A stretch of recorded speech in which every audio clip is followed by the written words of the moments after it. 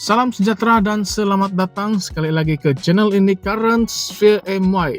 Pada video kali ini kita ingin mengulas pasal satu isu yang tengah panas membara dalam dunia politik tanah air.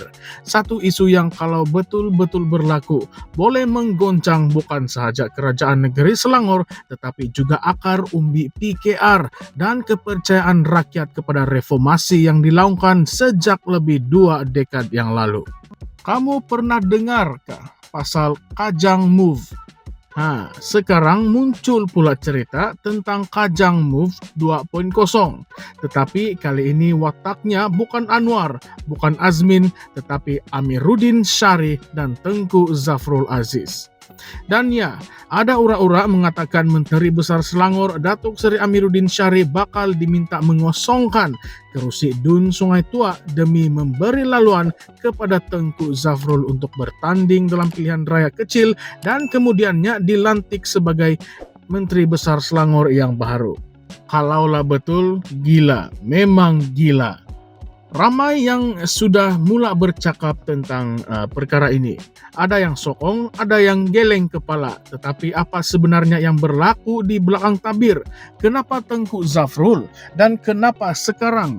Tengku Zafrul yang kita tahu sebelum ini adalah Menteri Keuangan di bawah Kerajaan Perikatan Nasional. Sekarang ini memegang portfolio sebagai Menteri Pelaburan, Perdagangan dan Industri. Baru minggu lepas, beliau telah umum keluar daripada UMNO dan katanya berminat ingin menyertai PKR.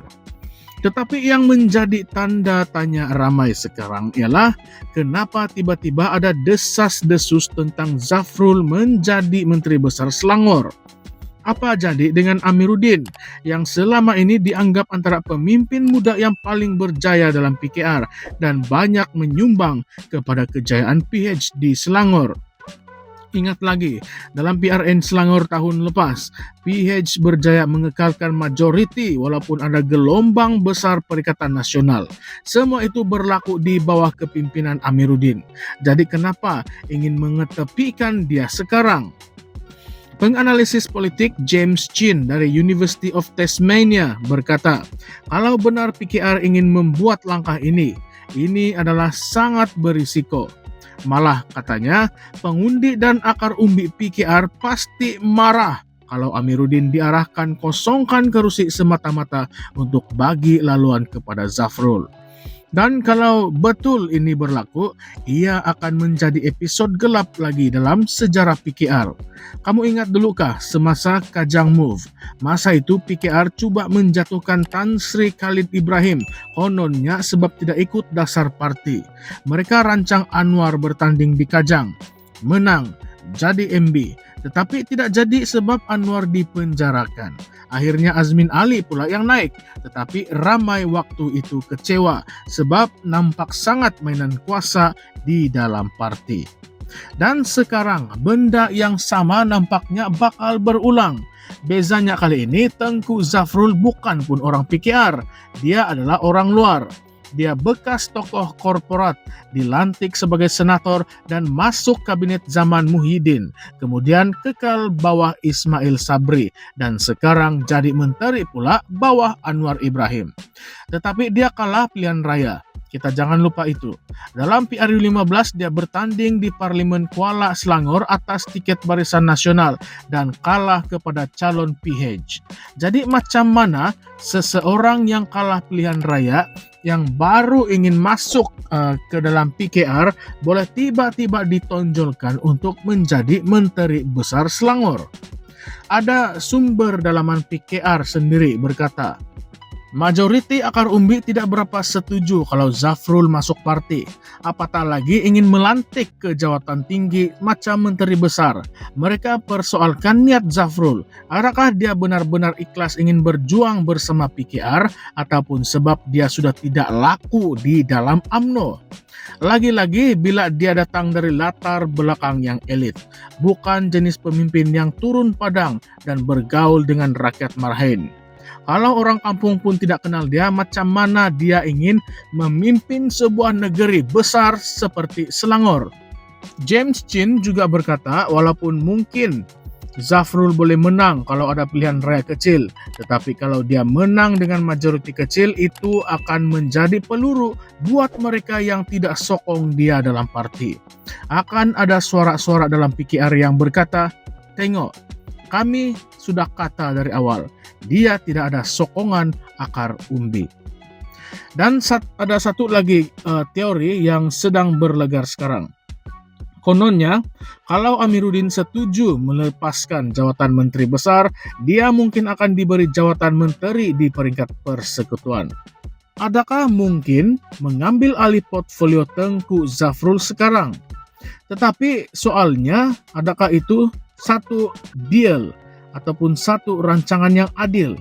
Adakah rakyat Selangor sanggup melihat pemimpin mereka yang berjasa dikorbankan semata-mata untuk memberi laluan kepada seorang yang kalah pilihan raya dan baru beberapa hari keluar parti lama? Pensyarah dari USM, Dr. Azmil Taib pun berkata, tindakan ini boleh mengundang pada.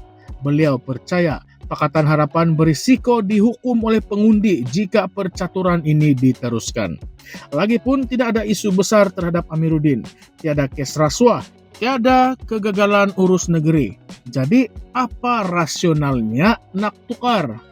Dan sekarang ini kita kena tanya diri kita sendiri. Kalau PKR teruskan langkah ini, adakah ini petanda bahwa parti itu semakin jauh daripada semangat reformasi yang mereka banggakan sejak tahun 1998? Atau adakah ini sekadar politik balas budi? Zafrul dapat jawatan sebagai ganjaran sebab setia dengan Anwar walaupun bukan ahli PKR. Jujur cakap, benda macam ini boleh jadi titik tolak kejatuhan moral dalam politik Malaysia. Rakyat sudah bosan dengan permainan kuasa.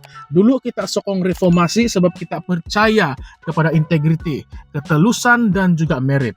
Tetapi kalau budaya parachute candidate ini, kronisme semakin berleluasa, siapa lagi kita mahu percaya?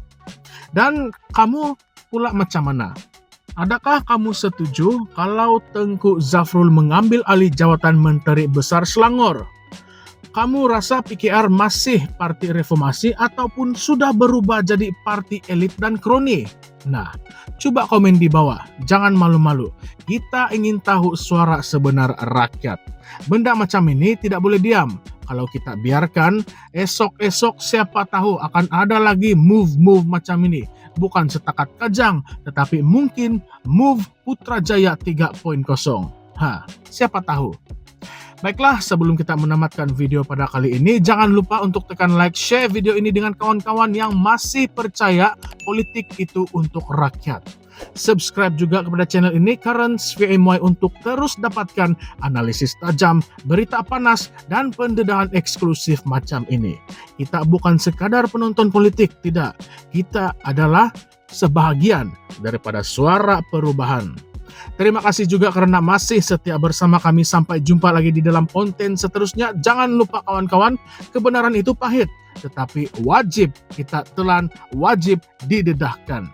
Salam sejahtera semua, salam perjuangan, salam reformasi. Sekian semua, jumpa lagi. Terima kasih.